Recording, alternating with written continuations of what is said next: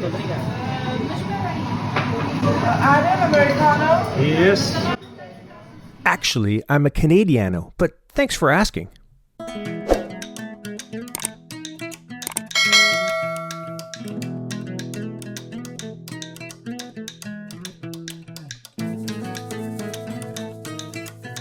Today, I want to talk about the topic of balance, and especially for us mid-aged children that are still young at heart, that want to get out there and start ripping and really living life to the fullest into our aged years.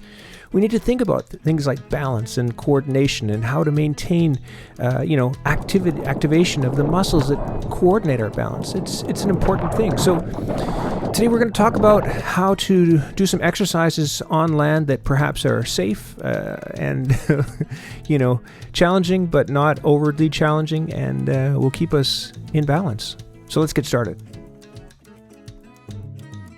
But first of all, let's try to understand what it is that keeps us in balance. I mean, it's pretty amazing that we're standing on these two little feet and we're able to stand tall and walk and run and do all these exciting things that we take for granted because we never really understand what it is that keeps us in balance. The first thing that keeps us in balance is something called proprioception, which is a signal that your feet and your brain are working together through your nervous system. They're sending a lightning fast signal to try and keep you in balance. The second one is your eyes, your visual, and that helps the proprioception as well.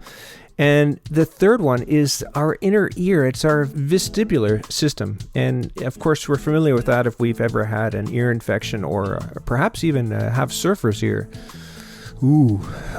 Try to avoid that, surfer's ear.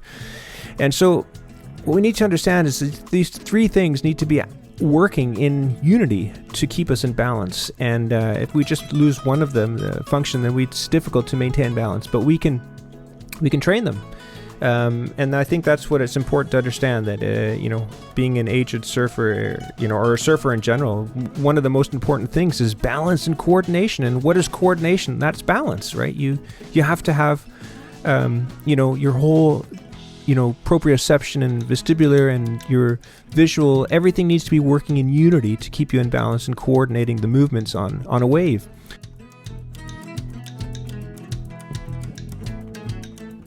So here's one of my favorite balance exercises that is very, very challenging, at least for me anyways. And you can see I'm using a single leg.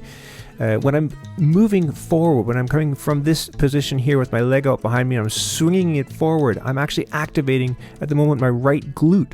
So there's one of the massive stabilizers in our core is our glutes.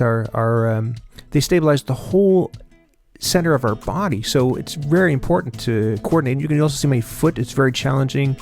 Everything's going through a challenge here on my leg to try and maintain this balance here. So I love these single leg exercises to really challenge you. And if you want to up it a little bit, then it's hard for me, but you can do different variations of these single leg exercises. And I'm sure there's plenty of you out there that are a lot better at this than I am. But I'm dealing with some knee injuries, which makes it challenging, but this is great for rehabilitation for my knee as well.